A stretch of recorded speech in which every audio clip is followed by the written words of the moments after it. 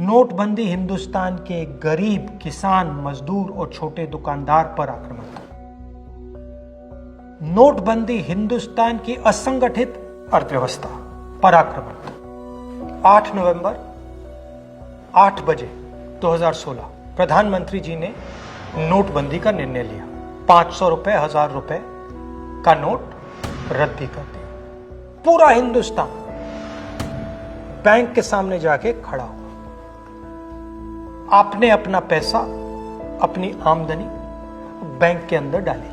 पहला सवाल, काला धन मिटा? नहीं।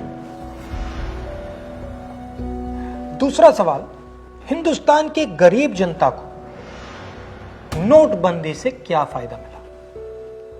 जवाब, कुछ नहीं।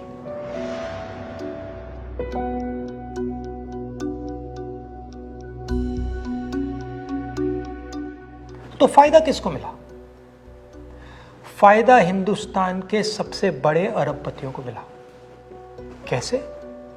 आपका जो पैसा था, आपके जेब में से, आपके घरों में से निकालकर उसका प्रयोग सरकार ने इन लोगों का कर्जा माफ करने के लिए किया।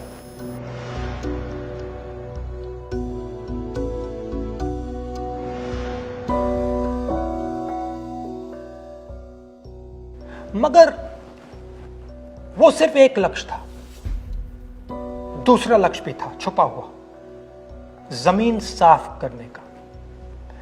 जो हमारा इनफॉर्मल सेक्टर है, असंगठित अर्थव्यवस्था का सेक्टर है,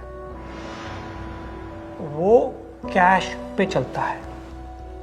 छोटा दुकानदार हो, किसान हो, मजदूर हो, वो कैश से काम करता है।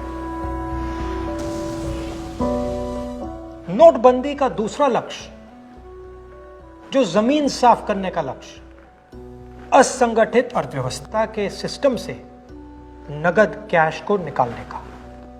प्रधानमंत्री ने स्वयं कहा कि वो कैशलेस इंडिया चाहते हैं, कैशलेस हिंदुस्तान चाहते हैं।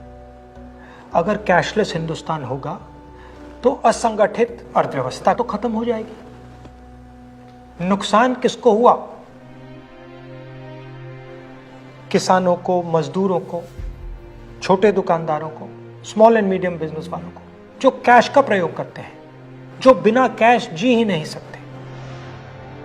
नोटबंदी हिंदुस्तान के गरीब, किसान, मजदूर और छोटे दुकानदार पर आक्रमण था।